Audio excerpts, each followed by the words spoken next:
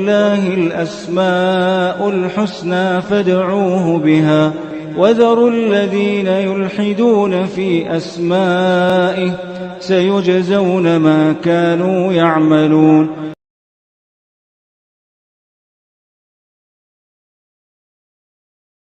بسم اللہ الرحمن الرحیم الحمد للہ رب العالمین وبہ نستعین وصلی اللہ وسلم علی سید الانبیاء والمرسلین وعلی آلہ واصحابہ اجمعین ومن تبعہم بإحسان الی یوم الدین اما بعد.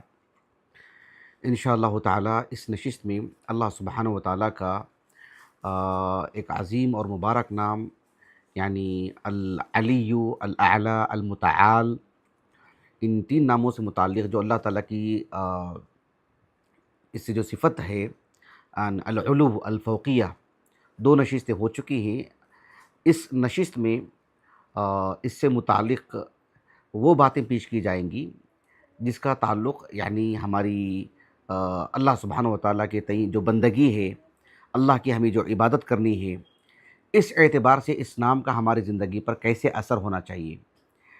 اس سلسلے میں سب سے پہلی اور بنیادی بات یہ ہے کہ ہم نے اللہ رب العالمین کہ یہ جو عظیم اور مبارک نام پڑھے ہیں العلی، الاعلی، المتعال، ان ناموں سے ہمیں یہ اچھی طرح ہمارے اعتقاد میں بات آنی چاہیے کہ اللہ سبحانہ وتعالیٰ سے ہی ہمیں بلندی ملے گی. وعلیکم السلام ورحمۃ اللہ وبرکاتہ. بندے کو اللہ رب العالمین نے جو علو عطا کی ہیں، بندے کو اللہ تعالیٰ جو رفعت دیتے ہیں، بندے کو جو اللہ تعالیٰ بڑا مقام دیتے ہیں، یہ اللہ سبحانہ وتعالیٰ کی طرف سے ہے. جس طرح سے اللہ رب العالمین العزیز ہیں تو بندے کو عزت عطا کرتے ہیں، غلبہ عطا کرتے ہیں، یعنی کئی ایک پہلوؤں سے. اللہ سبحانہ وتعالیٰ الحکیم ہیں، بندے کو حکمت عطا کرتے ہیں. اللہ سبحانہ وتعالیٰ القوی ہے، القوہ اللہ کی صفت ہے، اللہ سبحانہ وتعالیٰ بندے کو قوت عطا فرماتے ہیں اپنے فضل سے. ویسے ہی اللہ رب العالمین العلی ہیں، العالی، الاعلی، المتعال. تو اللہ رب العالمین ہی کی طرف سے بندے کو علو ملتا ہے، بلندی ملتی ہے. یہ بات ہمیں اچھی طرح واضح ہونی چاہیے، اس لیے کہ جس قدر ایک بندہ اللہ پر ایمان اس کا مضبوط ہوتا ہے، جس قدر اس کے اعمال صالحہ اس کے پاس ہوتے ہیں، اسی کے بقدر اللہ رب العالمین دنیا اور آخرت میں اسے فوقیت عطا فرماتے ہیں، بلند مقام دیتے ہیں. آپ دیکھو قرآن مجید میں سورۃ المطففین میں اللہ سبحانہ وتعالیٰ نے یعنی اپنے نیک بندوں میں بھی تفاضل ہے. اللہ کے جو نیک بندے جنت میں جائیں گے، سب کا مقام ایک جیسا تو نہیں ہوگا نا، لیکن سب سے بڑے اور عظیم مقام کے لیے اللہ نے کیا لفظ استعمال فرمائے؟ کہا کہ کلا ان کتاب الابرار لفی علیین. یعنی علیین جو ہے نا، یہ اتنا عظیم مقام ہے سبحان اللہ کہ قرآن مجید میں جو اصحاب الیمین کہا گیا نا سورۃ الواقعہ وغیرہ میں، اس سے بھی بڑا مقام ہے یہ علیین. یہ بہت ہی عظیم مقام ہے سبحان اللہ. اللہ رب العالمین کی قربت کا اس سے بڑا مقام نہیں ہے علیین جو اللہ تعالیٰ مقام عطا کرتے ہیں.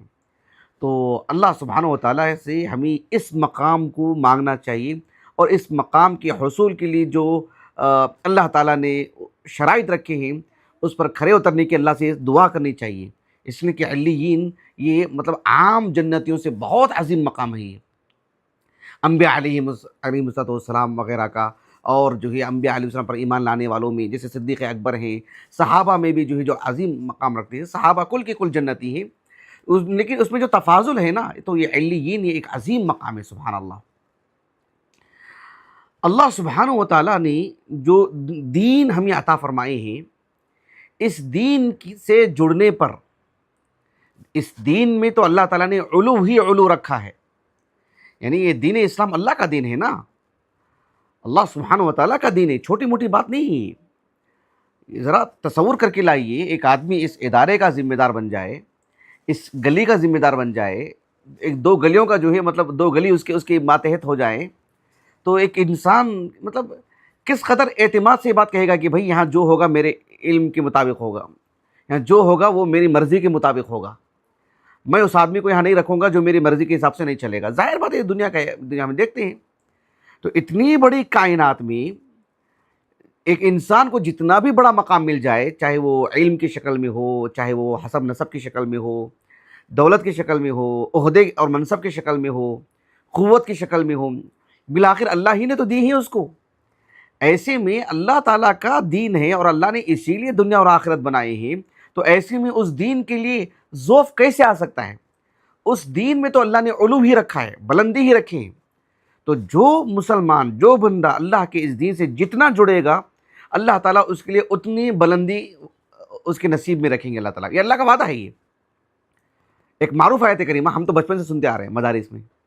اللہ رب العالمین نے کہا سورۃ آل عمران میں، وَلَا تَهِنُوا وَلَا تَحْزَنُوا وَأَنْتُمُ الْأَعْلَوْنَ إِن كُنتُم مُؤْمِنِينَ، یعنی اس میں اللہ نے کیا فرمایا کہ وَلَا تَهِنُوا وَلَا تَحْزَنُوا، یعنی دین اسلام سے جڑنے پر جس قدر دین اسلام کو ہم اپنی زندگی میں لائیں گے، افراد کی شکل میں، اپنے گھر کی شکل میں، اپنے محلے کی شکل میں، اسی کے بقدر اللہ سبحانہ و تعالیٰ اتنی قوت عطا کرتے ہیں اہل ایمان کو۔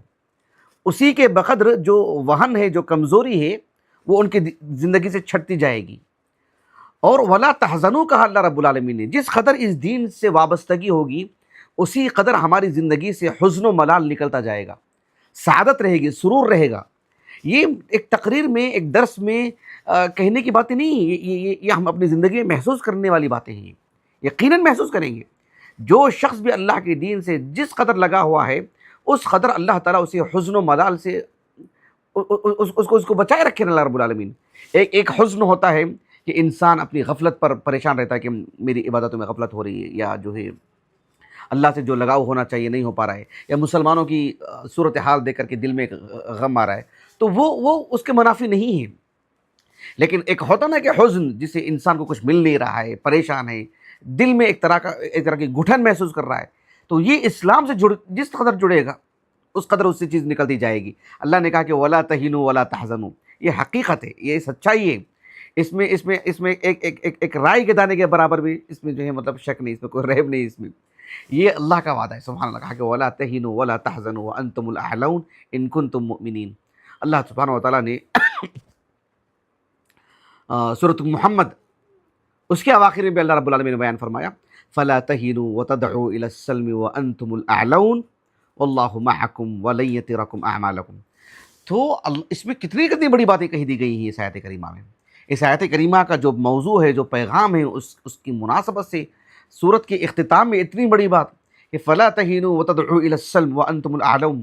ایک مسلمان یعنی سبحان اللہ اسلام پر عمل کرنے کی وجہ سے، اسلام سے جڑنے کی وجہ سے جو اسے ذہنی جو قوت ملتی ہے، افراد کی جو قوت ملتی ہے، مال و دولت کی جو قوت ملتی ہے، اثر و رسوخ اور منصب کی جو قوت ملتی ہے، اس اعتبار سے وہ یہ نہیں ہے کہ بندوں پر وہ ظالم بن کر کے ٹھہر جائے گا یا بس جو ہے دباؤ ڈال کر کے جیے گا، نہیں، اس پوری قوت کو وہ بندوں کو جہنم سے نکالنے کے لیے کی صورتیں تلاش کرے گا، وہ اللہ سبحانہ و تعالیٰ سے قریب لے کے جانے کی کوشش کرے گا۔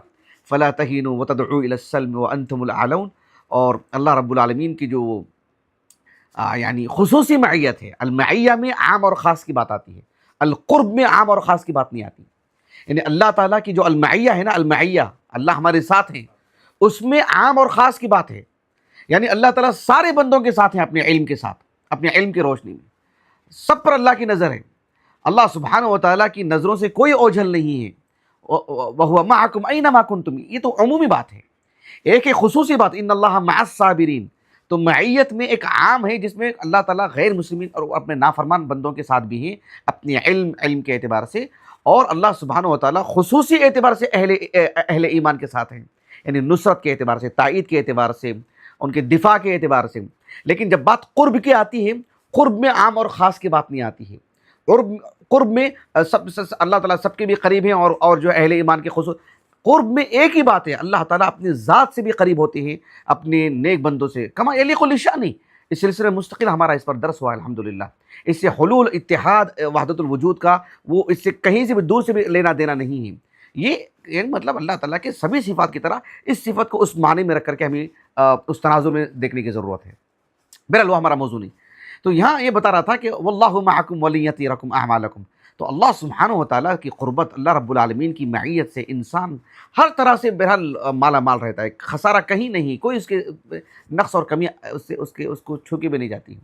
تو ایسے میں اللہ سبحانہ و تعالیٰ العلی ہیں، الاعلیٰ ہیں، المتعال ہیں۔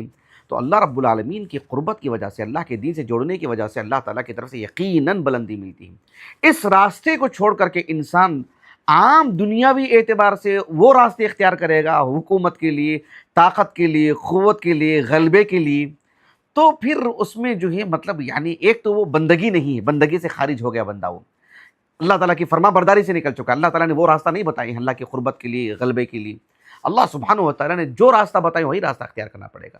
پھر اس میں اور جو ہے مطلب جو اللہ کے نافرمان بندے دنیا میں اپنے تئیں جو طریقے بنا رکھے ہیں منصب حاصل کرنے کے وغیرہ، تو پھر ان میں اور ان میں کوئی فرق نہیں رہ جائے گا، ناموں کا اور اس کا۔ تو یہ صحابہ کا یعنی انبیاء علیہ السلام سے لیا ہوا جو طریقہ ہے، نبی کریم صلی اللہ علیہ وسلم سے صحابہ کا، تابعین کا جو طریقہ وہ یہ ہے کہ اللہ رب العالمین کی قربت اختیار کی جائے، اعمال صالحہ کو اختیار کیا جائے، تو اللہ تعالیٰ اس کو علو عطا کرتے ہیں، بلندی عطا کرتے ہیں۔ تو وہ اللہ کی طرف سے ایک تحفہ ہے، وہ اس کے حصول کے لیے اللہ سبحانہ و تعالیٰ نے کوئی ہمیں حکم نہیں دی کہ مطلب جا کر کے غلبہ حاصل کرو، قوت حاصل کرو، حکومت حاصل کرو، اس کے لیے بیٹھ کر کے مشورہ کرو، اس کا کہیں اللہ نے حکم نہیں دیا ہے۔ اللہ نے حکم دیا ہے اپنی قربت کے لیے، اس کے اللہ نے ایمان اور اعمال صالحہ کو بنیادی بات بتائی ہے افراد کے اعتبار سے، پھر دھیرے دھیرے وہ بات اجتماعی طور پر بنتی ہے، تو اللہ سبحانہ و تعالیٰ اس تناظر میں نتیجے کے طور پر دیتے ہیں قوت، غلبہ۔ تو یہ اللہ کے دین سے جڑنے کا فائدہ ہے۔ اللہ سبحانہ و تعالیٰ کے دین سے جب بندہ جڑتا ہے تو بلندی اس کو جو ملتی ہے، رفعت اس کو جو ملتی ہے، قوت اس کو جو ملتی ہے، تو ایمان اور عمل صالحہ کی وجہ سے، جس طرح سے اللہ سبحانہ و تعالیٰ نے یعنی سورۃ طٰہٰ میں بیان فرمایا، ایک طرف فرعون، اس کی حکومت، اس کی نوکر چاکر، اس کے وزراء، اس کی قوت اور اس کا استبداد، وہ اس کی جو روب تھا نا، اس کی جو ہیبت تھی نا، کسی طور پر بھی اس نے جو پیدا کیا ہو ظلمن ہی صحیح۔ اور ایک طرف موسیٰ علیہ السلام، اور ہیں بھی بنی اسرائیل سے، بظاہر بڑے کمزور اور ناتواں نظر آ رہے ہیں، اور اللہ سبحانہ و تعالیٰ نے جو معجزے آپ کو عطا کیے تھے، جو آیات بینات، معجزہ سے زیادہ درست لفظ آیات بینات، جو اللہ سبحانہ و تعالیٰ نے ٹھوس دلائل جو موسیٰ علیہ السلام کو عطا کیے تھے، اور فرعون کی جو ہار ہوئی، سارے جادوگروں نے جو اسلام قبول کر لیا، تو کس بنیاد پر جادوگروں نے اسلام قبول کیا؟ بھئی ایک طرف تو فرعون ہے نا بھائی، اتنا مضبوط، اور بظاہر ایک نہتے شخص کے ساتھ کیسے کھڑے ہو گئے یہ سارے جادوگر؟ تو اللہ سبحانہ و تعالیٰ نے ان کو وہ قوت عطا فرمائی، وہ حوصلہ دیا اللہ نے ان کو، دنیا میں بھی اللہ تعالیٰ وہ علو عطا کرتے ہیں اور آخرت میں بھی۔ اسی لیے اللہ تعالیٰ نے اس واقعے کو بیان کرنے کے بعد سورہ طٰہٰ میں کیا فرمایا؟ وَمَن يَأْتِهِ مُؤْمِنًا قَدْ عَمِلَ الصَّالِحَاتِ فَأُولَٰئِكَ لَهُمُ الدَّرَجَاتُ الْعُلَىٰ۔ اللہ نے آج آپ کو جو بلندی، جو قوت، جو غلبہ اللہ نے آپ کو عطا کیا، آپ کے دشمن کو جو اللہ نے پسپا کیا، کمزور کیا، بالکل ہلاک کر دیا اس کو، تو کہا کہ جو ہمارے پاس آئیں گے، وَمَن يَأْتِهِ مُؤْمِنًا، اللہ کے پاس آئیں گے کس اعتبار سے؟ مؤمناً یعنی حالت ایمان میں، ایمان ان کے پاس ہوگا۔ وَمَن يَأْتِهِ مُؤْمِنًا قَدْ عَمِلَ الصَّالِحَاتِ فَأُولَٰئِكَ لَهُمُ الدَّرَجَاتُ الْعُلَىٰ۔ ایمان اور عمل صالح کی بنیاد پر اللہ کے پاس جب آئیں گے تو اللہ تعالیٰ کے ہاں ان کے لیے بلند مقام ہے۔ اللہ سبحانہ و تعالیٰ العلی ہے، اللہ تعالیٰ الاعلیٰ ہے، اللہ پر ایمان لائیں گے تو اللہ رب العالمین الدرجات العلیٰ، بلند مقام عطا کریں گے ان کو۔ سبحان اللہ، دیکھ بات واضح ہو رہی ہے آپ کو۔ اللہ سبحانہ و تعالیٰ نے سورۃ المجادلہ میں بات بیان فرمائی، کہا یرفع اللہ الذین آمنوا منکم والذین اوتوا العلم درجات۔ یہ بھی ہم بچپن سے آیت سنتے آ رہے ہیں۔ اہل ایمان کو، انسانوں کو نہیں، دھیان دیجیے آپ، انسانوں کو اللہ نے دو حصوں میں تقسیم نہیں کیا، بلکہ اہل ایمان کو اللہ نے دو حصوں میں تقسیم کیا۔ ہم بہت سارے مسلمانوں کو دیکھتے ہیں اور بہت سارے پڑھے لکھے لوگوں کو بھی جو یہ کہتے ہیں کہ بھئی یعنی جس علم کی قرآن میں اور حدیث میں تعریف ہو رہی ہے وہ سارے علوم، یعنی طب بھی، ہندسہ بھی، ڈاکٹری بھی، انجینئرنگ بھی، وکالت بھی، دنیا میں جو بہت سارے فنون ہیں، کہا کہ سب اس میں ہیں۔ ایسا نہیں ہے۔ اللہ سبحانہ و تعالیٰ نے قرآن میں جس علم کی اللہ نے تعریف کی وہ علم شریعت کا علم ہے۔ یعنی بھائی سبحان اللہ، ہمارے لیے کسی کے لیے بیر ہے کیا؟ یا کسی کے لیے مطلب یعنی کسی کی صلاحیتوں کو نہ ماننے کا جذبہ ہے کیا کہ اس کے اندر کتنی بھی صلاحیت ہو، ہم کو کیا لینا دینا ہے، ہم نہیں۔ بات وہ نہیں ہے، بات یہ ہے کہ اللہ نے کس علم کی تعریف کی، اللہ کے ہاں کون سا علم اصل علم مانا جاتا ہے۔ کس علم کی بنیاد پر اللہ نے رفعت رکھے ہیں؟ اللہ سبحانہ و تعالیٰ نے جو خصوصی رفعت جس کا کتاب و سنت میں اللہ نے جس علم کی تعریف کی ہے، جس علم کو سراہا ہے اللہ تعالیٰ نے، وہ کتاب و سنت کا علم ہے۔ ورنہ رسول اللہ صلی اللہ علیہ وسلم سے بڑھ کر کے دنیاوی اعتبار سے معلومات رکھنے والے لوگ نہیں تھے۔ بات صرف اللہ کے رسول کی نہیں، جتنے بھی دنیا میں انبیاء ہیں، خصوصاً ہم خاتم النبیین محمد صلی اللہ علیہ وسلم کی بات بھی اگر لے لیں تو آپ صلی اللہ علیہ وسلم کی حین حیات دنیاوی اعتبار سے جانکاری رکھنے والے نبی سے بڑھ کر نہیں تھے۔ اس کا مطلب یہ ہے کہ نبی سے بھی کوئی بڑے ہو سکتے ہیں؟ بھئی بات دنیاوی اعتبار سے ہو ہی نہیں رہی ہے۔ جس علم کی فضیلت کی بات ہو رہی ہے، جس علم کی ازدیاد کی دعا سکھائی جا رہی ہے، ربی زدنی علما، وہ تو کتاب و سنت کا علم ہے۔ اس بنیاد پر اللہ نے ان کو رفعت دی۔ تو آپ دیکھیں کہ اللہ سبحانہ و تعالیٰ نے یرفع اللہ الذین آمنوا منکم والذین اوتوا العلم درجات، یہ اہل ایمان ہی سے بات ہو رہی ہے۔ اہل ایمان کل کے کل ایک طبقے میں، ان میں سے پھر اہل علم کو اللہ نے کیا ہے، جن کے پاس شریعت کا علم ہوتا ہے، جن کے پاس اللہ سبحانہ و تعالیٰ نے جو وحی نازل کی نا محمد صلی اللہ علیہ وسلم پر، اس وحی کا جس سے علم ہو، اس علم کی بنیاد پر اللہ تعالیٰ رفعت عطا کرتے ہیں۔ تو یہ ایک واضح بات ہے۔ اس کو اس طرح سے عام کر دینا کہ جو ہے مطلب دنیا میں کوئی بھی فن ہو جائے، اس کا مطلب یہ ہوا کہ پھر تو ہر انسان کے پاس کوئی نہ کوئی فن ہی ہے، مسلمان کے پاس تو سب کے سب آ گئے، اس میں تفریق کی بات کہاں سے آ گئی؟ تو اللہ رب العالمین نے اہل ایمان ہی کو دو حصوں میں تقسیم فرمائے، ایک اہل ایمان، ایک اہل علم، انہی میں سے انسانوں میں سے دو قسمیں نہیں کی اللہ تعالیٰ نے۔ تو بہرحال دیکھو یہاں پر بھی اللہ رب العالمین نے جو علو اور رفعت رکھے کی بات بیان فرمائی، وہ کتاب و سنت کے علم کی وجہ سے، سبحان اللہ۔ ایک حدیث ہے جو صحیح مسلم کی کتاب البر والصلۃ والآداب، ابو ہریرہ رضی اللہ عنہ سے راوی ہے، اس میں بھی ایک رفعت کی ایک بات بتائی گئی ہے۔ اللہ کے رسول نے کہا صلی اللہ علیہ وسلم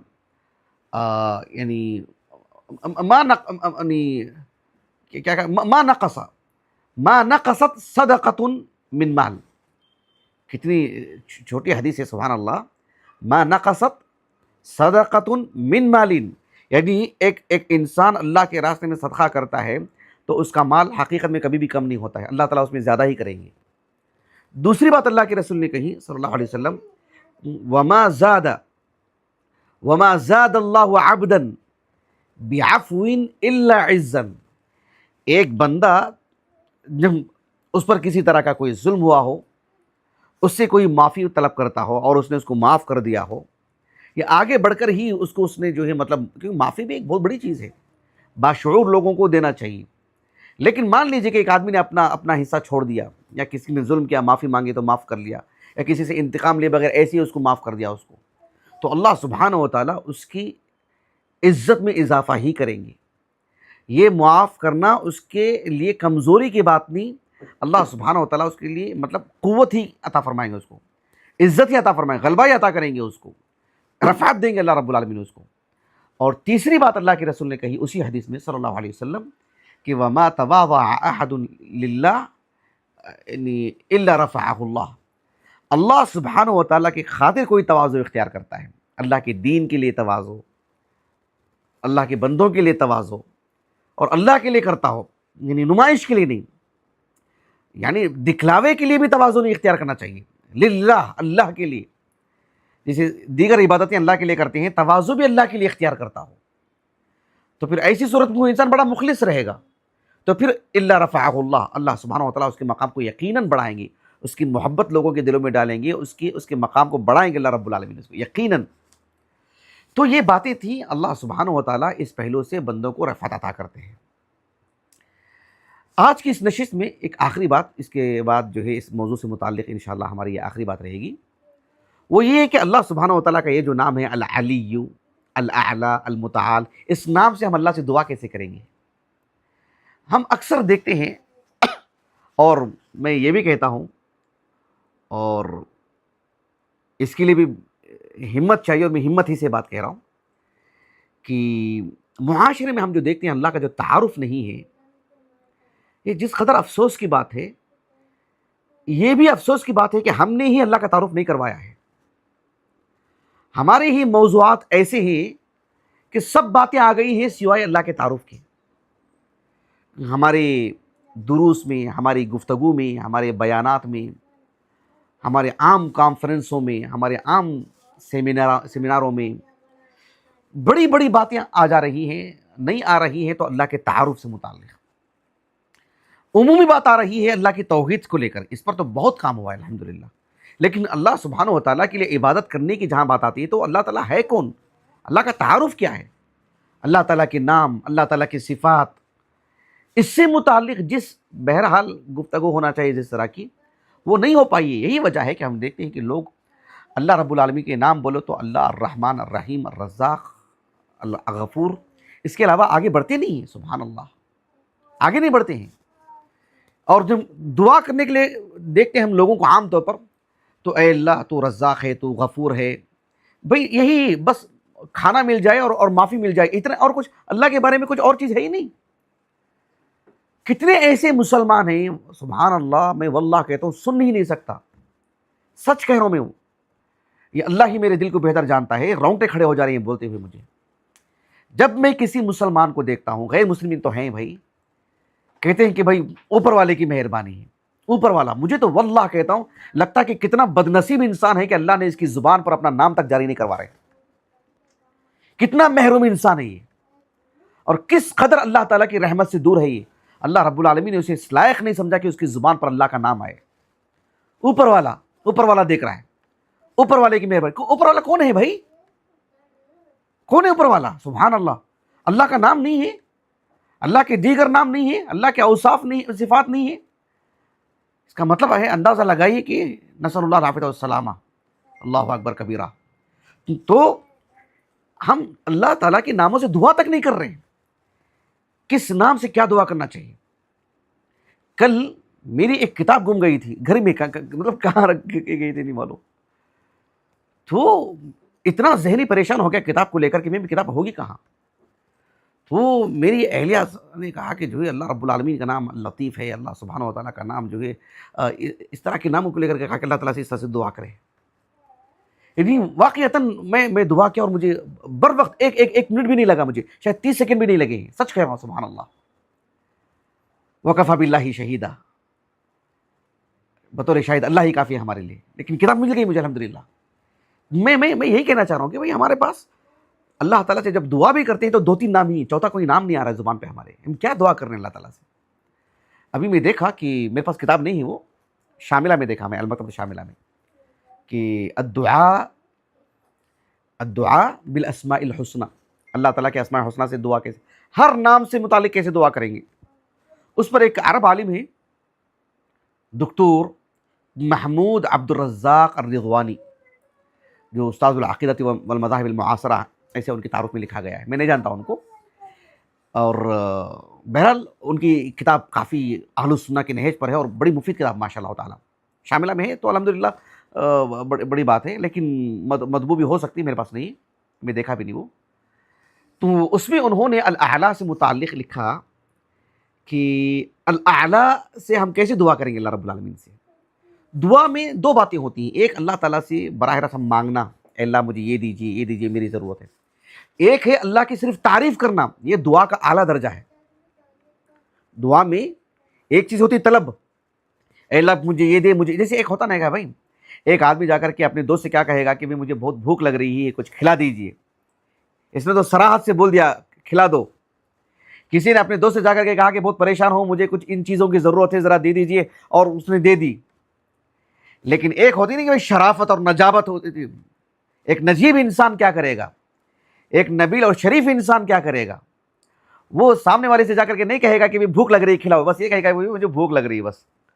اب وہ سامنے والا سمجھ لے کہ بھائی اس کو ابھی کھلانا ہے، اس کو وہ کہے گا کہ بہت پریشان ہوں میں، اس کا مطلب کیا ہے کہ آپ میں اتنا شعور ہونا چاہیے، ہم نے خبر دیا آپ کو، ہم آپ کو اس لائق سمجھے کہ آپ لطیف انداز سے باتوں کو سمجھ لیتے ہوں گے، آپ کو کھول کے بتانے کی ضرورت ہے آپ کو۔ تو بہرحال اللہ سبحانہ و تعالیٰ سے ایک ہے کھل کر کے مانگنا کہ اللہ مجھے یہ اور یہ چاہیے، اور ایسی دعائیں سکھائی گئی ہیں ہم کو قرآن میں حدیث میں سب بکثرت۔ لیکن دعاؤں کا ایک حصہ ایسا بھی ہے قرآن اور حدیث میں جس میں اللہ تعالیٰ سے کوئی طلب نہیں، بس اللہ کی تعریف کریں اور اللہ کی تعریف کریں اور اللہ کی تعریف کریں، اور اللہ کے سامنے بس اپنا ایک ایسا مسئلہ بیان کریں کہ کھل کر کے نہیں، مطلب کہ اپنا ذوف سامنے رکھے اللہ رب العالمین کے، کہ جو ہے مطلب اے اللہ میری یہ صورتحال ہے، اب ہونا کیا ہے، اب وہ تو تیرے علم میں ہے۔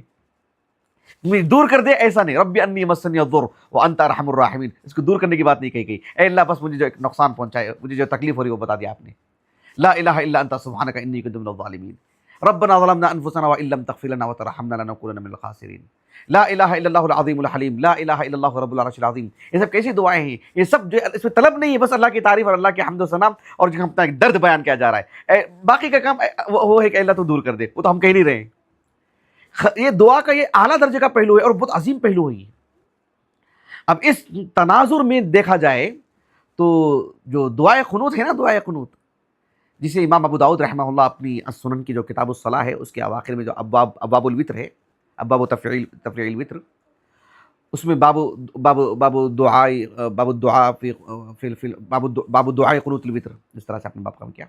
سنن ترمذی میں بھی ابواب الوتر میں، اور سنن نسائی کی کتاب تطوع اللیل، کتاب الصلاۃ اللیل و تطوع نہار، اور سنن ماجہ کی اس میں بھی جو ہے کتاب اقامت الصلاۃ والسنۃ فیہا، اس میں یہ حدیث ہے.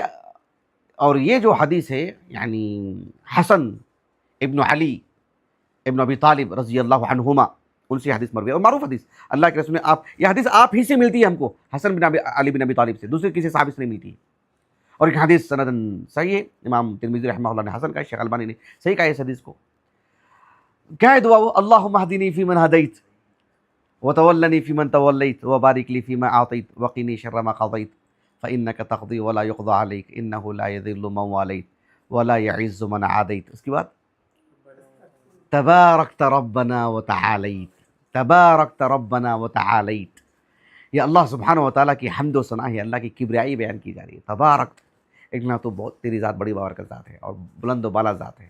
تبارکت ربنا وتعالیت، وتعالیت اس میں سب باتیں آ گئیں. اللہ سبحانہ و تعالیٰ علی ہیں، اللہ سبحانہ و تعالیٰ کے سارے صفات علیٰ ہیں، اللہ رب العالمین سارے مخلوقات سے اوپر ہیں، الاعلیٰ ہیں یعنی ذات کے اعتبار سے، اور اللہ سبحانہ و تعالیٰ المتعال ہیں، ہر نقص سے اللہ تعالیٰ کی ذات منزہ ہے. تو یہ وتعالیت میں سب باتیں آ گئی، علو کی تینوں باتیں آ گئیں اس کے اندر. نبی کریم صلی اللہ علیہ وسلم کی جب وفات ہوئی، متفق علیہ روایت ہے، صحیح بخاری کی کتاب المغازی میں اور صحیح مسلم کی کتاب فضائل الصحابہ میں. ام المؤمنین عائشہ کہتی ہیں رضی اللہ عنہا، آپ صلی اللہ علیہ وسلم کا جو سر جو ہے میری مانڈی پر تھا، میرے سے چمٹے ہوئے تھے اللہ کے رسول صلی اللہ علیہ وسلم. اور کیا کہتی ہیں آپ؟ کہتے ہیں کہ فکانت آخر کلمۃ تکلم بها، اپنی وفات کے وقت جو آخری کلمات رسول اللہ صلی اللہ علیہ وسلم کی زبان سے جو ادا ہوئے، جاری ہوئے، وہ کیا ہے؟ اللہم الرفیق الاعلیٰ، اللہم الرفیق الاعلیٰ، الرفیق الاعلیٰ. یہ اللہ تعالیٰ کے اسماء، ان دو عظیم ناموں کو آپ صلی اللہ علیہ وسلم کی زبان سے جاری کی گئی، الاعلیٰ. اور یہ حدیث صحیح ابن حبان میں بھی ہے، شیخ البانی نے صحیحہ میں اس پر جو ہے ایک حدیث کے ضمن میں اس پر صحیح کا حکم لگائے ہیں، سلسلہ الاحادیث صحیحہ میں. ام عائشہ رضی اللہ عنہ کہتی ہے کہ اللہ کے رسول نے کیا دعا کی؟ کہا کہ اسأل اللہ الرفیق الاعلیٰ مع جبرائیل و میکائیل و اسرافیل. ایسے آپ نے دعا کی اللہ کے رسول نے صلی اللہ علیہ وسلم. تو الرفیق الاعلیٰ یہ اللہ کے رسول صلی اللہ علیہ وسلم کی زبان سے. تو دیکھو یہ حمد و ثنا اللہ کی خوب ہونی چاہیے دعاؤں میں. تو بہرحال یہ باتیں تھیں العلی الاعلیٰ المتعال سے متعلق. انشاءاللہ تعالیٰ آنے والے درس میں اللہ تعالیٰ کی جو دیگر اسماء حسنہ ہیں، اللہ تعالیٰ کی دیگر صفات ہیں، اس پر گفتگو ہوگی انشاءاللہ تعالیٰ. اللہ تعالیٰ سے دعا ہے کہ اللہ تعالیٰ ہمیں اپنے عظیم اور بابرکت ناموں کو پڑھنے، سمجھنے اور اس کا جو نتیجہ ہے اللہ کا تقرب حاصل کرنے کے اللہ میں توفیق عطا فرمائے، سعادت نصیب فرمائے. سبحانک اللہم و بحمدک، اشہد ان لا الہ الا انت، استغفرک و اتوب الیک.